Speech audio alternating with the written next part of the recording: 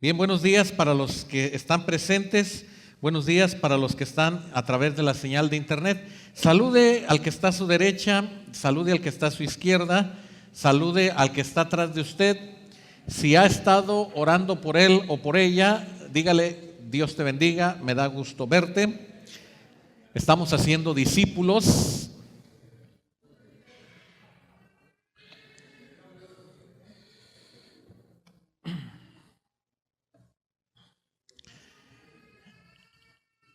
Estamos estudiando la palabra de Dios y estamos estudiando Mateo 28.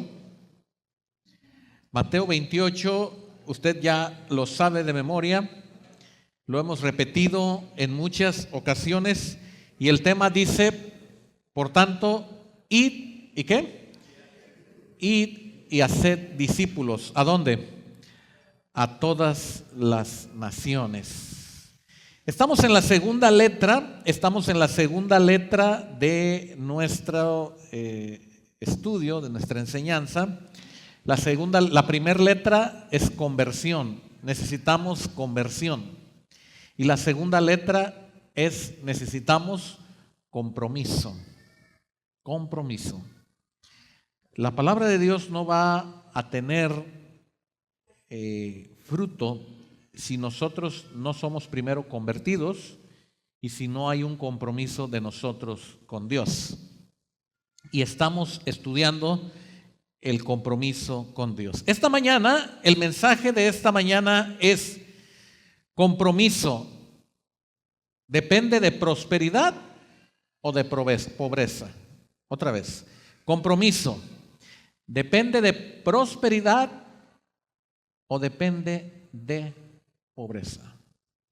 Se cuenta la historia de un soldado que añoraba por mucho entrar a las filas del ejército.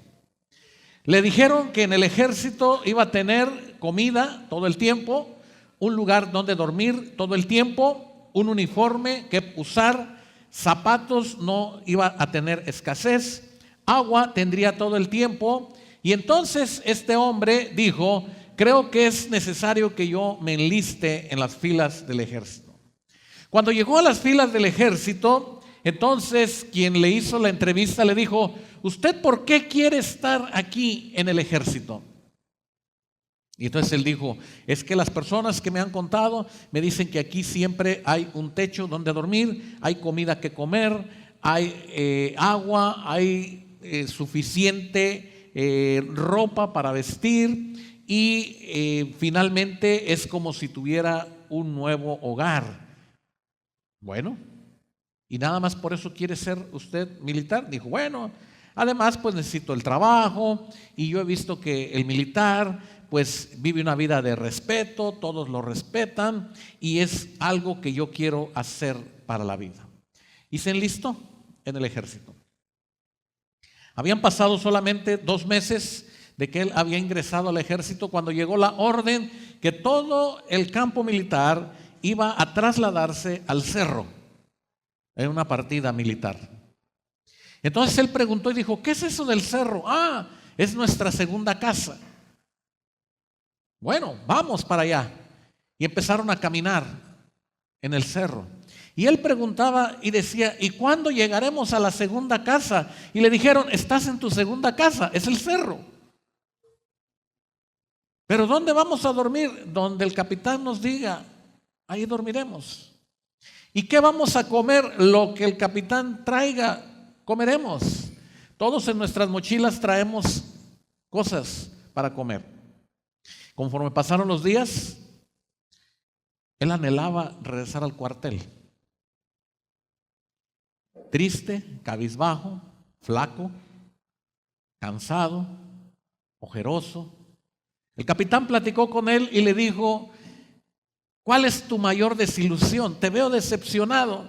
Y dice: es que yo me enlisté para estar en el ejército, no para dormir en el suelo, no para ser picado por los zancudos, las abejas, los mosquitos y todas esas cosas. Yo quería estar comiendo no solamente papas cocidas, no solamente comiendo atún, Yo anhelaba con sentarme a la mesa y comer como se come.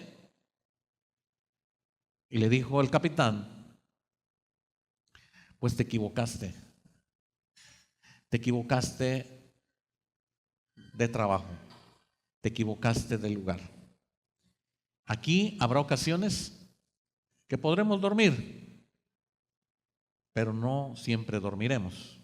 Habrá ocasiones en que podré yo dar la orden de comer en un restaurante, en la calle, donde se agarre, cada quien con sus recursos podrá buscar un lugar para comer, pero habrá ocasiones en que tendrás que comer caminando, marchando, una galleta, un pan, una tortilla.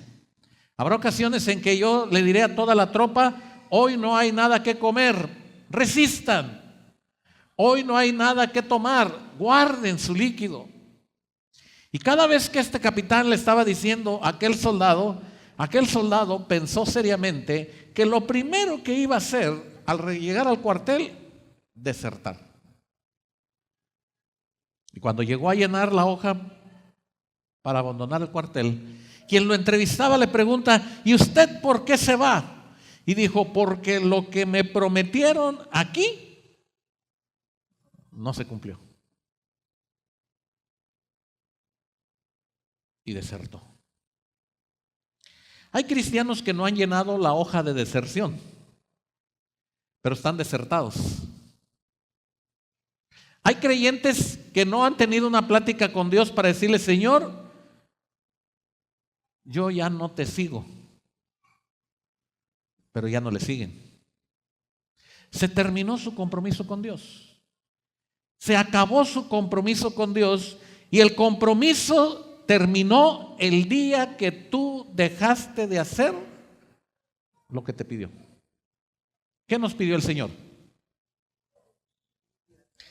Hay algunos que están todavía presentes. ¿Qué nos encargó el Señor? Hacer discípulos. Y si no estamos haciendo discípulos, ya le desertamos al Señor. Y hay dos cosas que hacen que tú olvides tu compromiso con Dios: prosperidad o pobreza. Voy a comenzar con el primero, prosperidad. Quiero llevarles Apocalipsis y vamos a ver cómo es que la prosperidad hace que el creyente pueda olvidar su compromiso con Dios. Apocalipsis capítulo 3. Apocalipsis 3, el libro de Apocalipsis es un libro con una revelación de los eventos futuros sobre la tierra y en el cielo. Pero antes de comenzar el capítulo 4, hay unas palabras escritas en estos primeros 3 capítulos que deberíamos de reflexionar. Y ahora me voy a detener en Apocalipsis 3. Dice el versículo 14. Escribe al ángel de la iglesia en la Odisea: he aquí el amén, el testigo fiel y verdadero, el principio de la creación de Dios, dice esto: yo conozco tus obras, que ni eres frío, ni eres ¿qué? Caliente. ¿Cómo se llama eso? Depende, ¿verdad? Dicen las personas que viven en tierra fría, cuando están a 9 o 10 grados, dicen, no está muy frío, y uno se está congelando ahí a 9, 10 grados. Para el que ha experimentado temperaturas de menos 20, menos 30 bajo cero, ¿cuánto es 9 grados? Calor.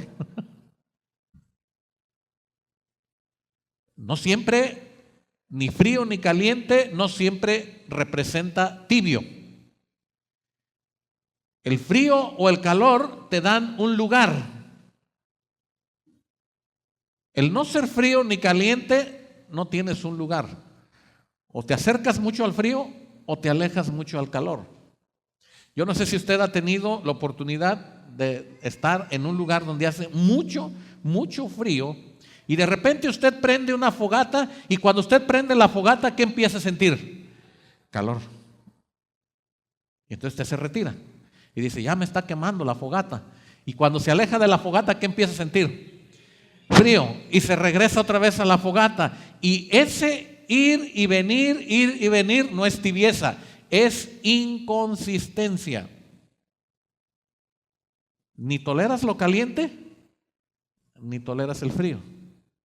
Y entonces estás de aquí para allá, para allá, para allá. Y hermanos, la iglesia de la Odisea era una iglesia que decía el Señor en la palabra, tú no eres ni frío ni caliente.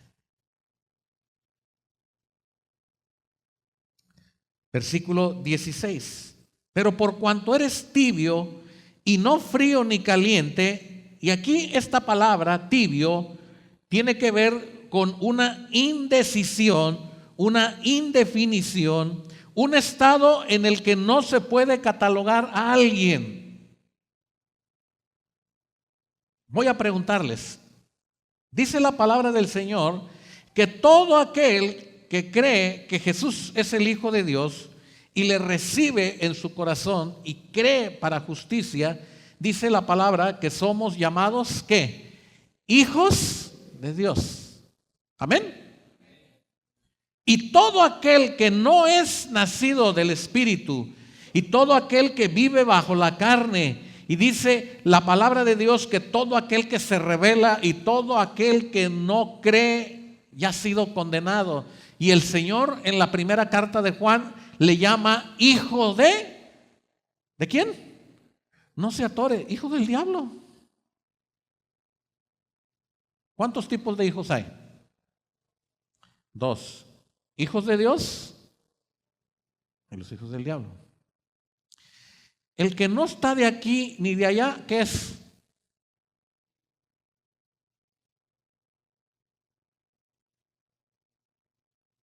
¿Verdad que es feo no ser de ninguno de los dos? ¿Usted, hermano, qué es? Pues hay días que soy hijo del diablo,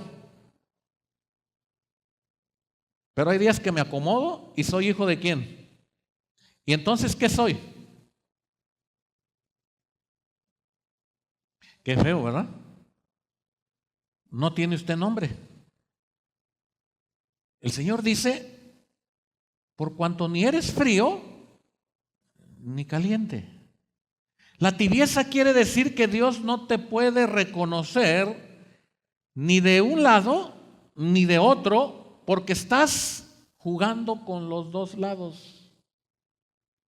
Tu compromiso con Dios lo ves de una manera de juego que no has logrado comprometerte con Él para tomar una decisión. Si eres hijo de Dios, entonces tienes que estar en la fila de los hijos de Dios. Si eres hijo del diablo, tienes que estar en la fila de los hijos del diablo.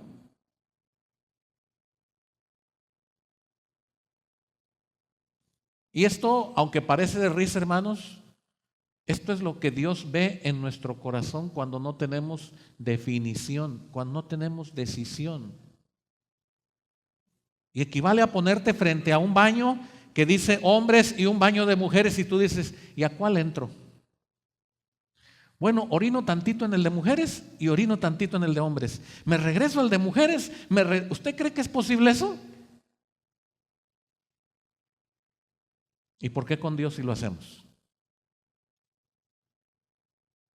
Versículo 17. Aquí está una respuesta a esta iglesia. Porque tú dices, yo soy rico y me he enriquecido y de ninguna cosa tengo necesidad. Dios no tiene problemas, hermanos, con la riqueza ni con la prosperidad.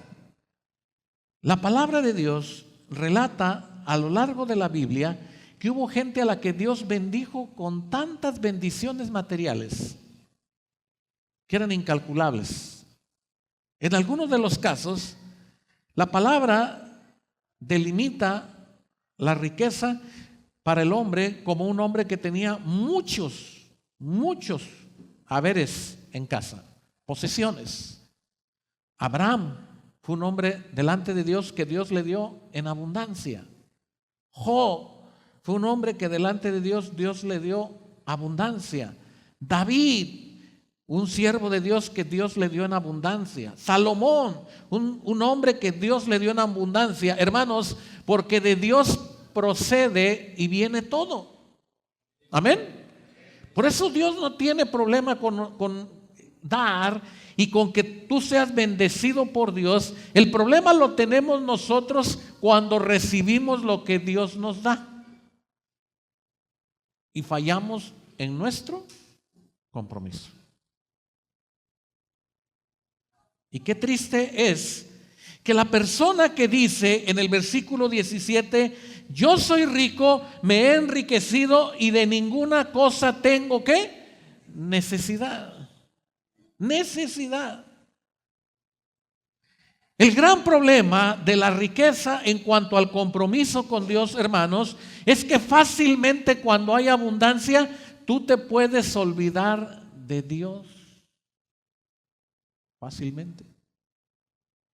Y olvidarse tu compromiso con el Señor.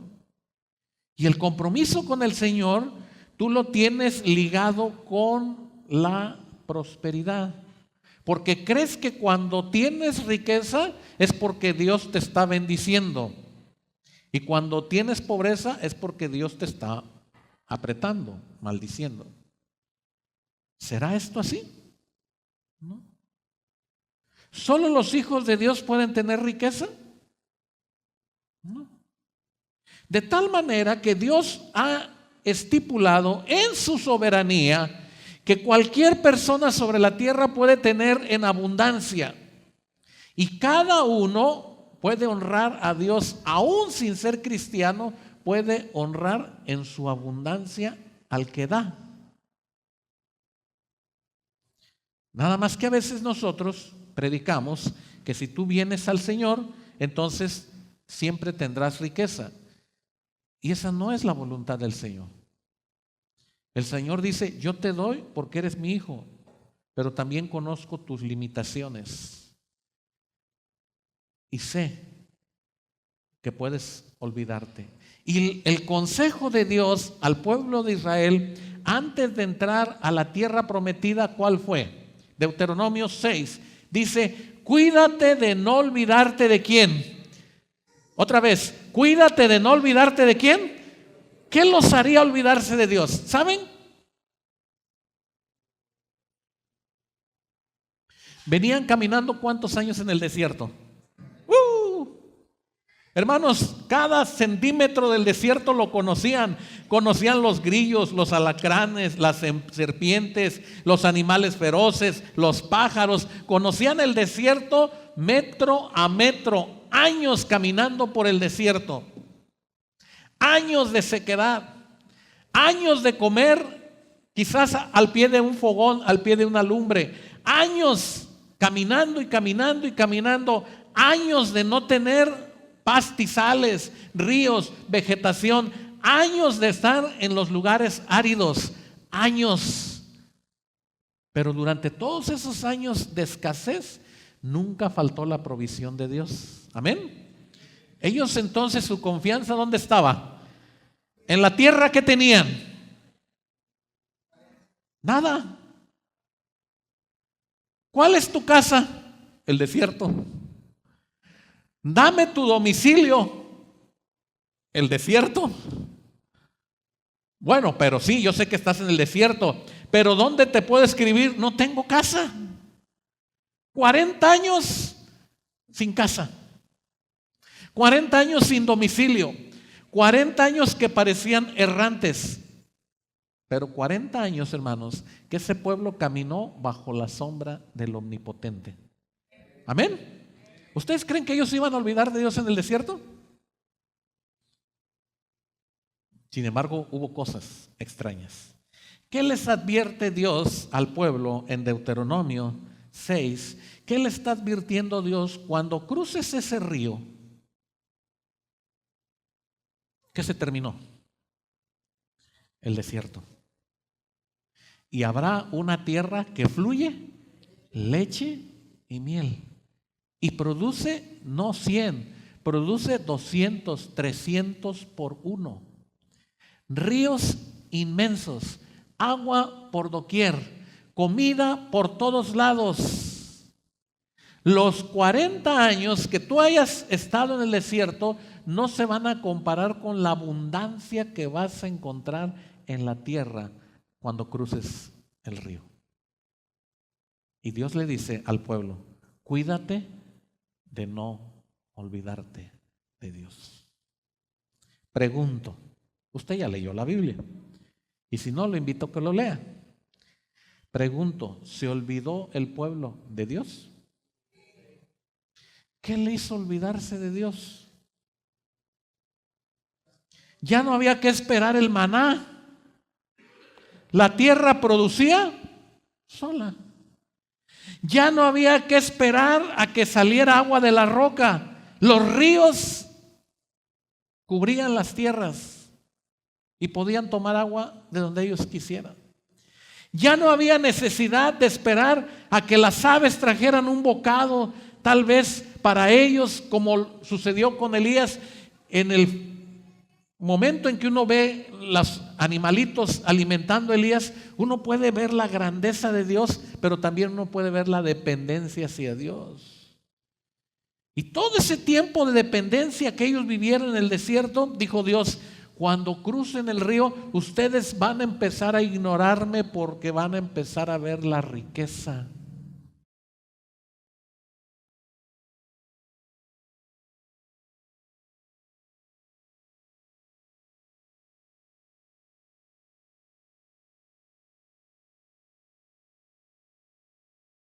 Voy a escuchar aquí. Van a empezar a tener un pueblo, van a tener un domicilio, van a empezar a construir sus casas. Cuídense de no olvidarse de Dios. Quiero que vean primero de Samuel 30. Ponga una marca ahí en Apocalipsis.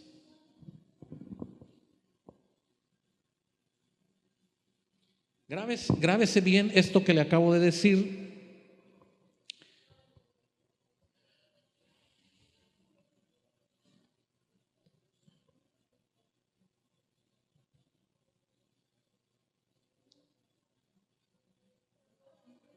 Dice la palabra de Dios: cuando David y sus hombres vinieron a Siclac al tercer día, los de Amalec habían invadido el Negueb y a Siclac, y habían asolado a Siclac y le habían ¿qué había pasado? Le habían prendido fuego, destrucción. Y se llevaron cautivas a las mujeres y todos los que estaban ahí, desde el menor hasta el mayor, pero a nadie habían dado muerte, sino que se los habían llevado al seguir su camino. Vino pues David con los suyos a la ciudad, y he aquí que estaba ¿qué? Estaba quemada, y sus mujeres y sus hijas habían sido llevados cautivos. Entonces David y la gente que con él estaba alzaron su voz, ¿y qué hicieron? Y lloraron hasta que les faltaron las fuerzas. ¿Para qué? Pregunto, ¿qué está llorando esta gente? No solamente la pérdida de su familia, ¿qué más está llorando? Les quemaron sus casas, sus tierras, sus animalitos, y no les dejaron nada. ¿Y sabe cuál es la queja más grande del hombre con Dios? Cuando el Señor permite que nos sean quitadas cosas y sean destruidas. Y cuando perdemos lo que tenemos, y cuando perdemos la estabilidad financiera, laboral, y cuando perdemos todo aquello que nosotros creemos que es lo que nos da seguridad, y cuando no lo tenemos, empezamos a renegar contra Dios. Ellos lloraron con amargura de alma, sí, sus hijos, sí, sus familias, pero también sus ciudades. Una de las características que estos pueblos de aquella época mostraban al mundo de su poderío es que se llevaban cautivo a su rey, lo mataban, quemaban las ciudades para que estas personas quedaran sin nada y pudieran servirles como esclavos. Pregunto, esta historia de 1 Samuel 30, ¿dónde está Dios?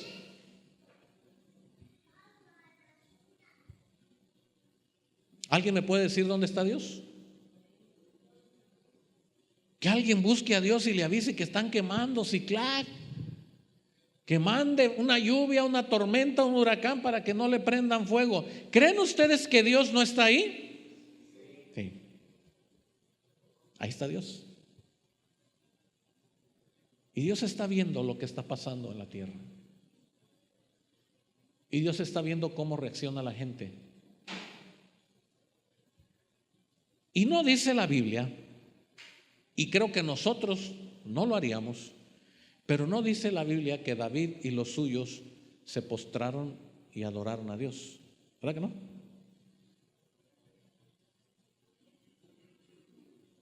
¿Qué hicieron? Lloraron. Lloraron en amargura de alma hasta que les faltaron las fuerzas para llorar. El gran problema de nuestro compromiso con Dios en medio de las riquezas es que muchas veces intentamos comprometer a Dios en nuestros planes, y si Dios me bendice, entonces estoy comprometido con Dios. Si Dios no me bendice, ¿qué pasa? No me comprometo con Dios. Y ten cuidado, porque Dios puede permitir que pierdas cosas para que regreses con Él. Y te acercas y le digas: perdóname, Señor. Cuando esta gente estaba llorando, dice el versículo 5, que las dos mujeres de David habían sido llevadas cautivas. David se angustió mucho porque el pueblo hablaba ¿de qué?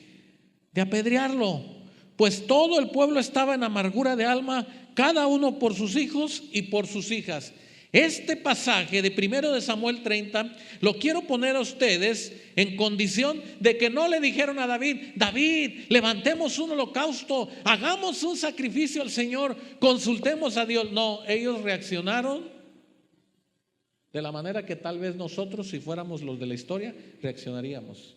Ellos dijeron: por culpa de David estamos así, vamos a apedrear a David.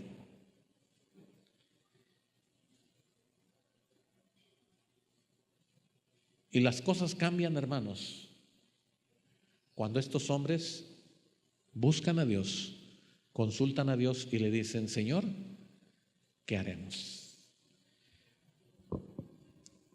Libro de Job. Le llevo al libro de Job.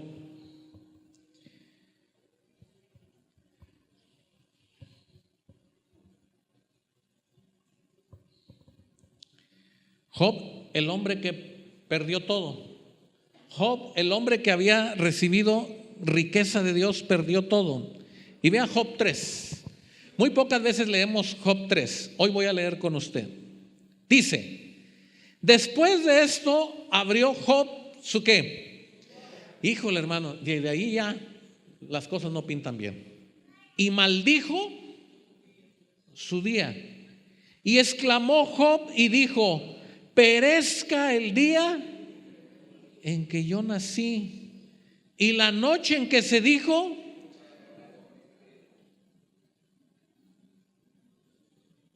Miren qué atrevimiento de Job, maldecir el día en que nació. Job se miraba el cuerpo desalineado, tragado por la enfermedad, veía su casa destruida, veía a su mujer invitándolo a jurar contra Dios maldición. Sin embargo, Job llega a un extremo. Después de que pierde todo, está en amargura de alma. Eso es lo que produce, hermanos, cuando tu confianza está puesta en las riquezas. No estás adorando a Dios, no estás agradeciendo a Dios por lo que tuviste, estás reclamándole a Dios en amargura. Job le dice a Dios: maldito el día en que nací. Maldito el día en que nací. Me hubiera yo muerto. Me hubiera quedado yo en la oscuridad. No hubiera venido nada del cielo. Yo no tenía que haber nacido. Yo tuve que haber quedado en el Seol sepultado para siempre. ¿De qué me sirve vivir? Mira a Dios cómo estoy ahora. Versículo 11. ¿Por qué no morí yo en la matriz? Wow. ¿Por qué no morí yo al nacer? Estoy en el versículo 11. ¿Por qué no morí yo en la matriz? ¿Por qué yo no morí al nacer, al salir del vientre? Ahora, quiero hacerle una pregunta. ¿Qué dijo Job en el capítulo 1? ¿Haré sacrificios a Dios todos los días? ¿Por qué? ¿Por qué? Por mis hijos. Quizás ellos han cometido pecado, quizás ellos están en abominación delante de Dios, quizás ellos no están haciendo lo recto y yo quiero adorar a Dios. Pero ¿qué hay detrás de Job? Estabilidad. ¿Por qué no dijo estas palabras cuando fue a adorar a Dios en el capítulo 1?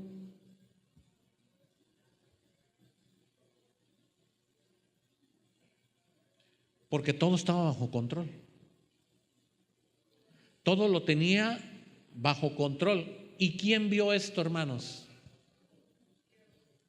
Bueno, ya lo veía, pero ¿quién vio esto? Satanás.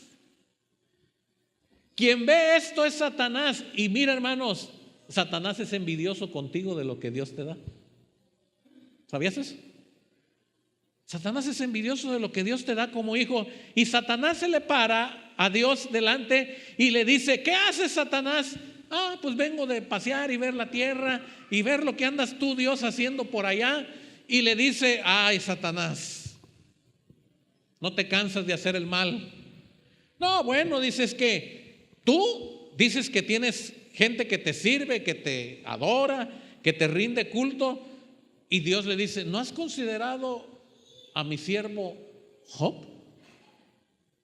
¿Y qué le dice Satanás? ¿Cómo de que no? Mira, le has dado mujeres, hijos, hijas, animales, criados, camellos, tierras, riqueza.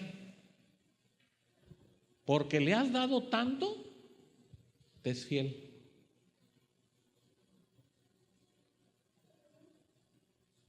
Pero quítale eso y vas a ver que te va a dar la espalda.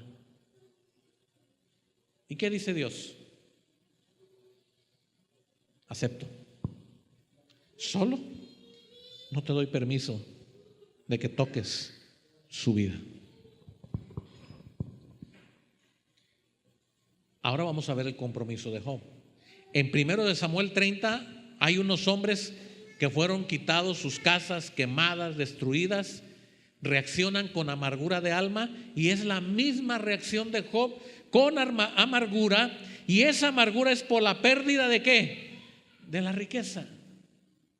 Y dice: maldigo el día en que nací. ¿Por qué no morí yo en la matriz? ¿Por qué no morí al salir del vientre?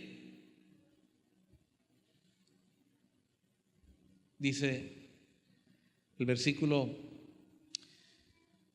23: ¿por qué se da vida al hombre que no sabe por dónde ha de ir y a quién Dios ha encerrado? No he tenido paz, dice el 26, no me aseguré ni estuve reposado, no obstante vino a mí turbación. Está Job destruido y está en amargura de alma.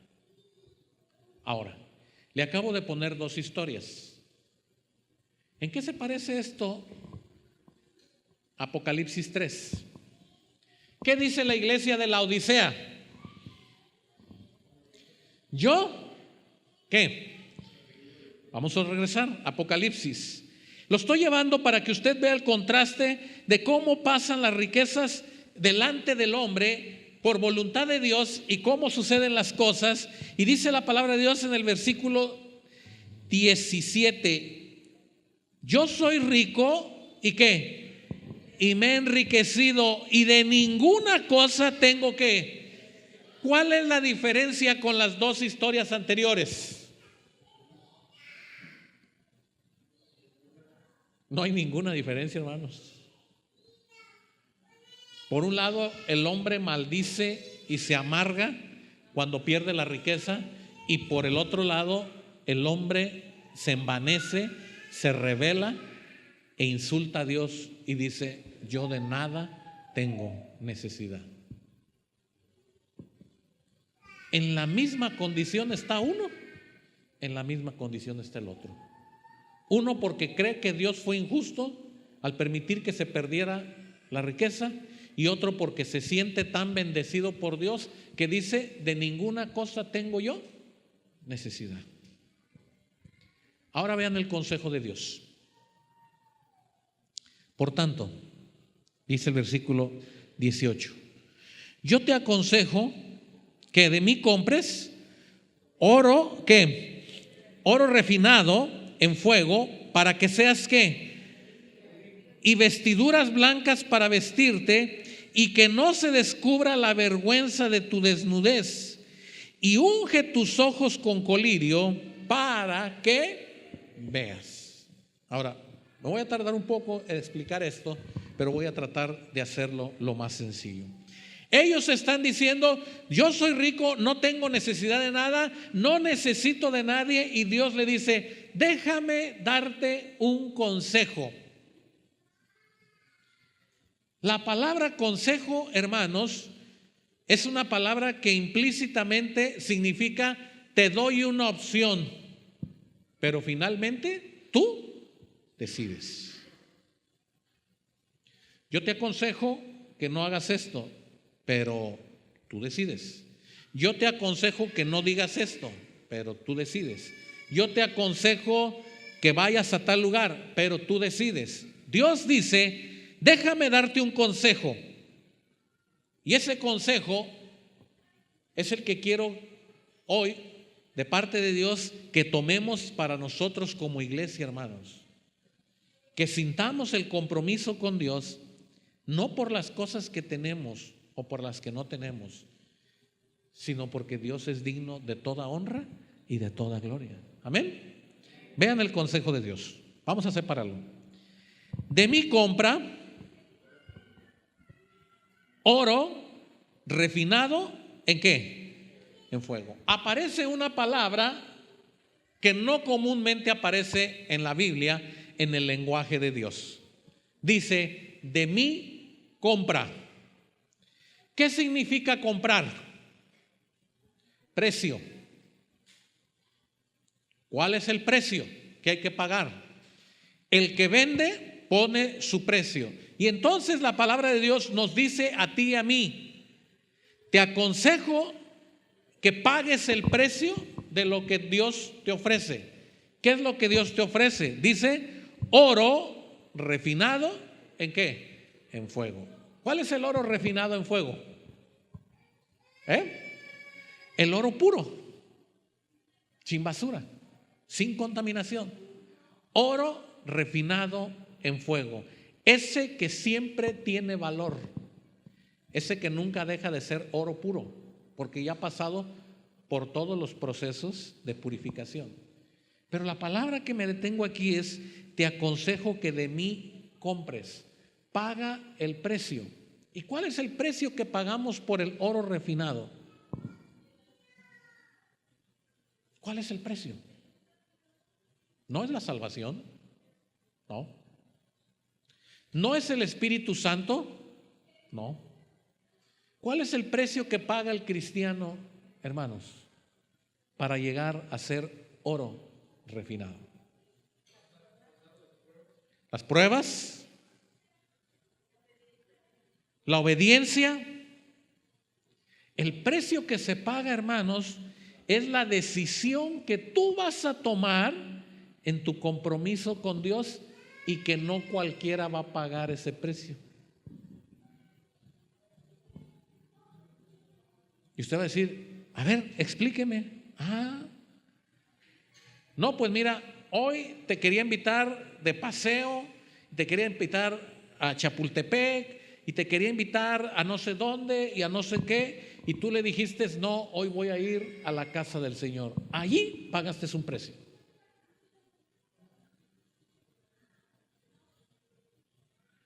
Josué dijo, escojan a quién van a servir, escojan a quién van a servir, mi casa y yo. Tú pagas el precio,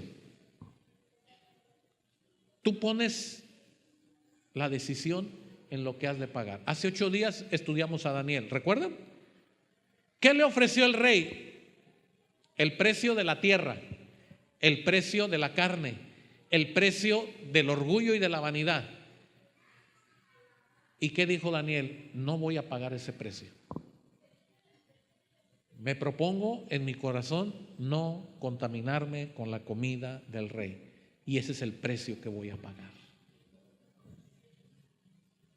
Tu compromiso con Dios, hermanos, aunque haya demasiada bendición en tu casa, aunque haya demasiada abundancia, tú no te olvidas de quién te dio las cosas. Y tú no te vas a marear y tú no te vas a salir de ningún lado, porque tú sigues bien centrado y dices, todo esto que tengo lo he recibido de Dios y lo puedo perder hoy y lo puedo perder mañana, y mientras lo tengo lo disfruto, pero no cambio ninguno de mis compromisos que hice con Dios.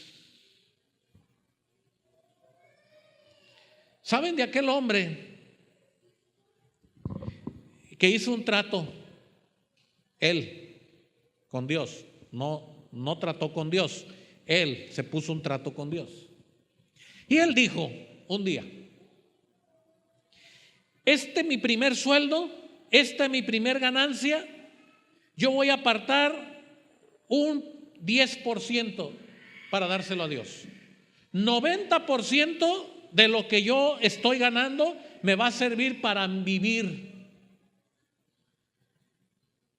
porque yo no voy a usar más que lo que necesite para vivir.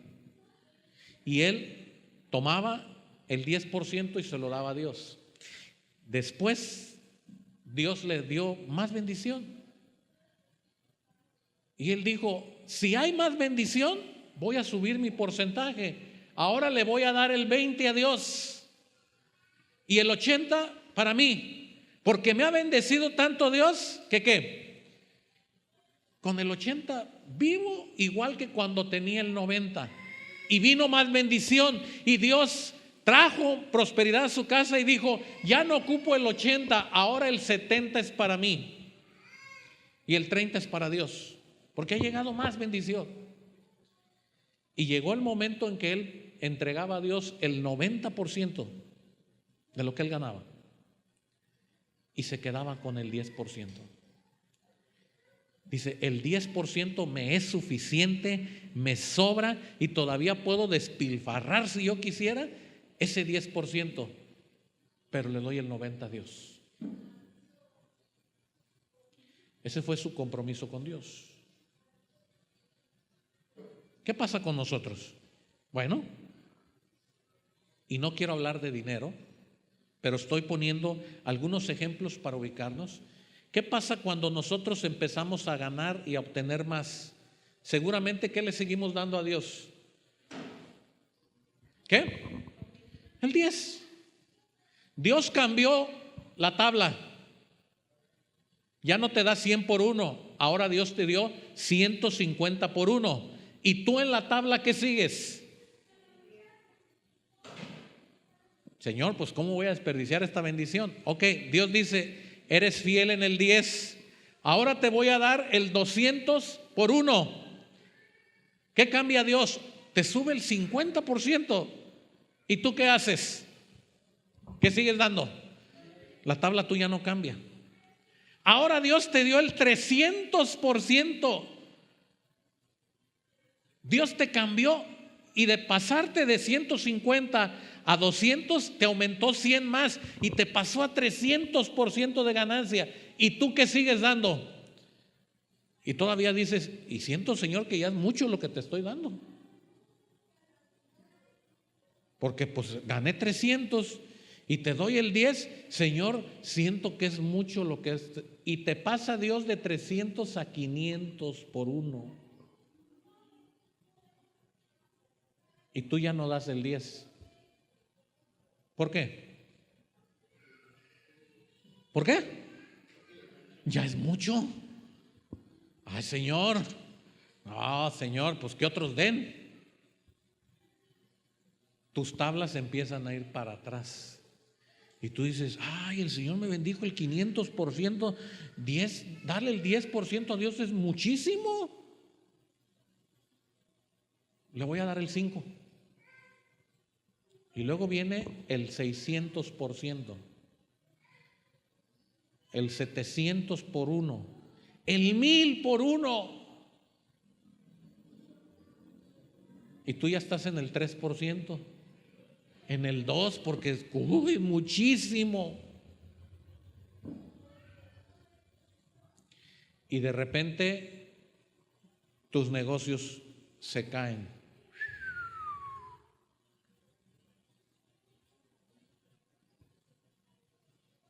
Y te amargas y lloras y le reclamas a Dios. Y bien valdría que el Señor te dijera, ¿y por qué nunca te quejaste cuando te di más y más y más y más? A mí nunca me aumentaste del 10, nunca pasé. Claro, Dios nunca nos va a decir eso. Pero valdría la pena que Dios nos recordara y nos dijera, yo te bendije con tantas bendiciones. Y lo que significa que tu amor por mí no es sincero, es por lo que te doy. Es por lo que tienes. Y entonces el diablo tiene razón. Esos cristianos te sirven porque les das, pero no les des a ver si te sirven igual. Cuando ese hombre cayó del 1000 por uno y regresó al 1 por 1, ¿cómo se siente aquella persona?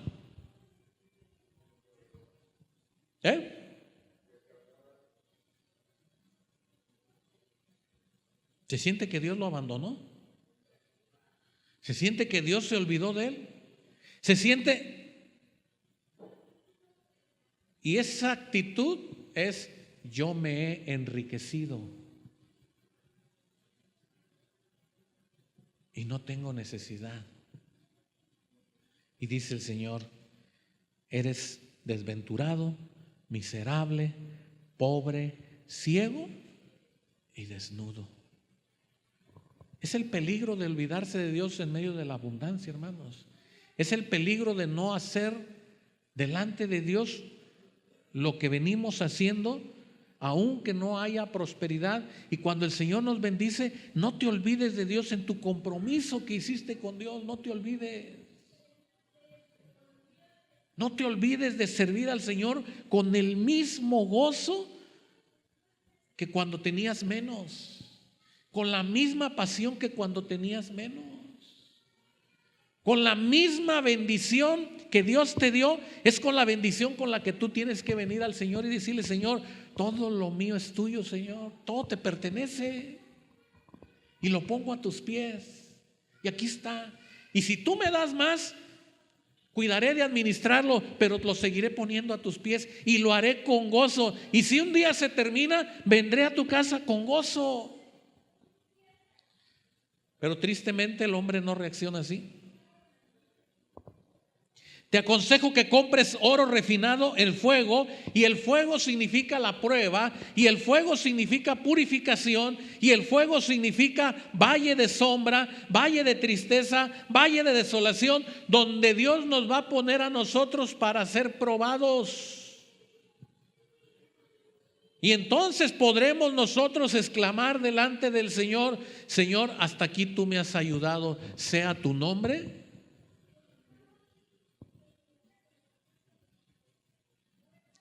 Pero qué tristeza puede haber en el rostro de Dios cuando nosotros nos movemos solamente por la abundancia, por la riqueza, por el beneficio que Dios nos da. Y si tú y yo condicionamos a Dios para comprometernos, entonces nuestro compromiso seguramente se terminará cuando ya no haya trabajo, cuando ya no haya bendición. Mucha de la gente que no está sirviendo al Señor, mucha de la gente que no viene a la iglesia, mucha de la gente que no está sirviendo en los programas y en los ministerios de la iglesia, es porque está ocupada en sus negocios, en sus trabajos, en sus planes, en sus proyectos.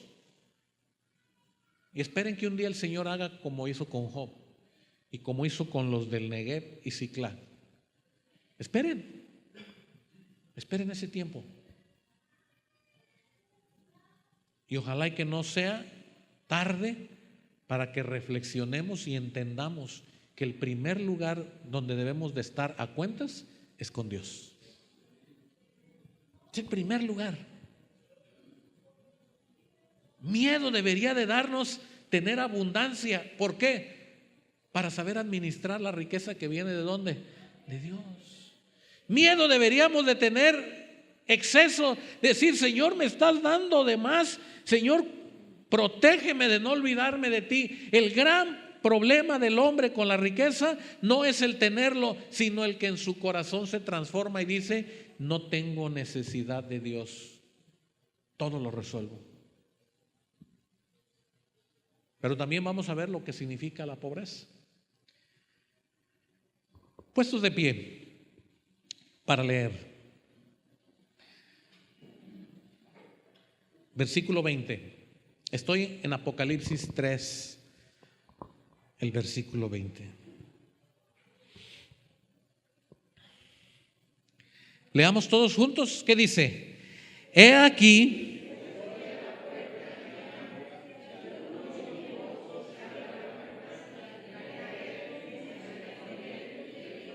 Otra vez, leamos. ¿Qué dice? He aquí.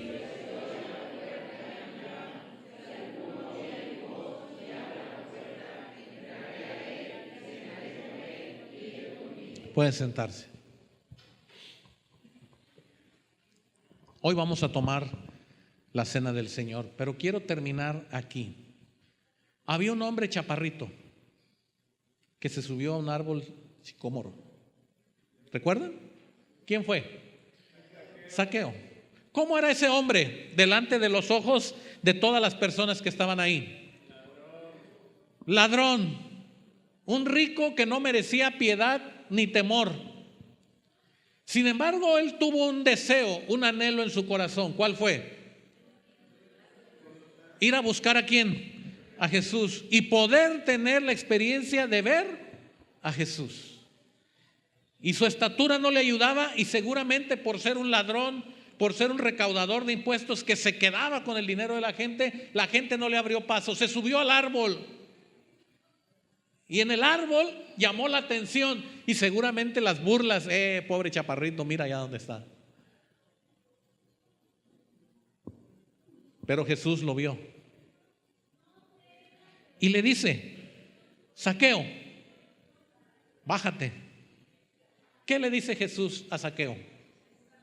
Esta noche, ¿qué? Voy a entrar a tu casa, voy a cenar contigo, estaré ahí, baja. Son las mismas palabras de Apocalipsis 3, versículo 20. He aquí yo estoy a la puerta, ¿y qué? Le tocó Jesús la puerta a Zaqueo. Bájate, voy a entrar a tu casa. Si alguno oye mi voz y abre la puerta. Y Zaqueo dijo: no, Señor, pues cómo pues, no, la casa no está limpia, la casa está sucia, no, Señor, pues mi casa pues es una casa de pecador, no, Señor, pues es que no tengo la cena lista, no, Señor, pues es que es muy temprano, me hubieras avisado 15 días. ¿Qué hizo Zaqueo? Aceptó. Zaqueo, bájate, voy a tu casa. Y Zaqueo se bajó. El que oyere mi voz y abre la puerta, entraré y cenaré con él y él conmigo. ¿Qué pasó entre el árbol donde estaba Zaqueo y el momento en el que llega Jesús? ¿Qué creen que pasó? Pasó lo que está en el versículo 19. Yo reprendo y castigo a todos los que amo. Sé pues celoso y ¿qué? Y arrepiente. ¿Qué creen que hubo en el corazón de Zaqueo? Vergüenza, dolor, y eso lo llevó a decir: no soy digno de recibir a Jesús, pero Jesús quiere entrar a mi casa, debo cambiar. Y sin que Jesús le haya dicho algo, tomó las bolsas de dinero y las repartió. Hizo con su riqueza no lo que Dios le dijo que hiciera. Dios nunca le pidió eso. Pero entendió que su mayor riqueza era la presencia de Jesús en su casa. La Biblia narra muchos lugares donde Jesús entró. Y muchos de esos lugares fueron indignos. Muchos de esos lugares no tenían valor ante los ojos del hombre. Pero muchos, y en todos los casos, muchos de los que estaban ahí fueron transformados por el poder de la presencia de Dios. No importaba la riqueza de Zaqueo, Dios quería su corazón. Tu compromiso no debe de ser si Dios te da riqueza o abundancia. Tu compromiso no debe de bajar nunca, de tal manera que te alejes de Dios. Lo que Dios te está diciendo hoy se lo dijo a la iglesia de la Odisea: yo reprendo y castigo, así es que vamos a hacer cuentas, pero antes de llegar ahí, sé celoso y arrepiéntete. Arrepiéntete, y al que venciere le daré que se siente conmigo en mi trono, así como yo he venido y me he sentado con mi Padre. Póngase de pie, hermano, esta mañana.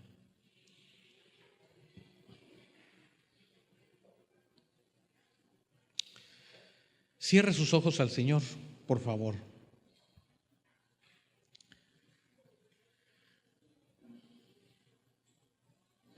Mientras usted está con sus ojos cerrados, haga un examen de su vida, de su condición. Tal vez el Señor le ha dado mucho en abundancia, mucho en riqueza, mucho en trabajo, mucho en inteligencia, mucho en no sé. Y entonces Dios nos pregunta esta mañana: ¿qué has hecho con lo que yo te doy? ¿Lo estás poniendo todo a mis pies? ¿Te sirve para trabajar con más fuerza, con más prontitud? ¿O toda la riqueza que yo te he dado solamente te ha vuelto más egoísta, más mezquino? Y siempre estás temeroso de perder la riqueza. Pues si no arreglas tu corazón, dice el Señor, yo voy a visitarte, te reprenderé y te castigaré. Arrepiéntete, dice el Señor. Hermanos, esta palabra es fuerte, pero es para nuestra iglesia, es para los que venimos a este lugar, es para los que nos escuchan a través de la señal de internet. El Señor nos está preguntando cómo está nuestro corazón, dónde tenemos puesta nuestra esperanza y nuestra fe, en lo que tenemos, en lo que somos, en la bendición que Dios nos ha entregado.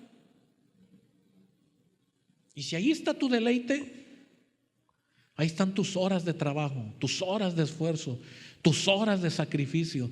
Aún en la enfermedad estás ahí, aún sin comer, ahí estás, porque ese es tu Dios, ese es tu deseo. Le sirves con tanta fidelidad e integridad a eso que te distrae, que has desatendido a tu Dios, que es el que te bendice, que es el que te provee, que es el que te cuida.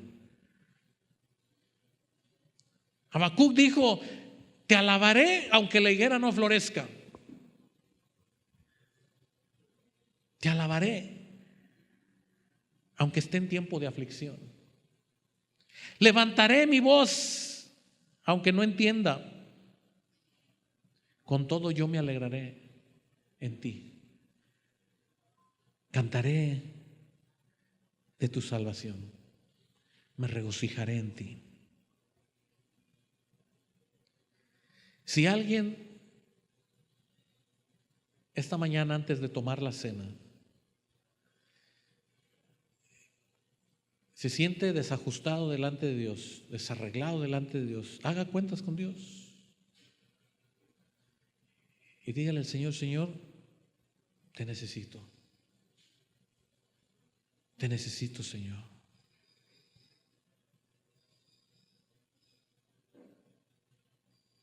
Arregla mis finanzas, arregla mi trabajo,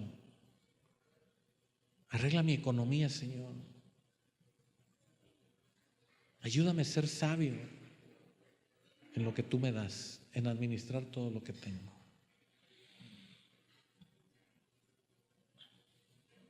Padre, gracias te damos en esta hora. Gracias te damos y queremos comprometernos contigo, Señor, hasta el final. Gracias te damos en el nombre de Jesús. Amén y amén.